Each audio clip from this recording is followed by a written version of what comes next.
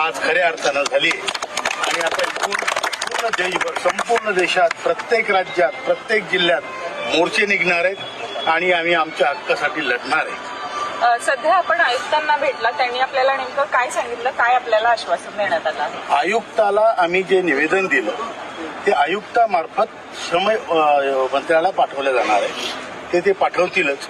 त्या व्यतिरिक्त त्यांना आम्ही सांगितलं की जे आपल्या हायर पेन्शनचे जे सुप्रीम कोर्टाचा निर्णय त्याप्रमाणे जेवढे अर्ज तुमच्याकडे आले तुम्ही धडाधड त्याला रिजेक्ट करताय हे बरोबर नाहीये. ज्या माणसाचा तो ड्यू बनतो त्या माणसाला तो मिळालाच पाहिजे आणि दिल्याच गेला पाहिजे याचं आम्ही त्यांना निक्षून सांगितलेलं आहे.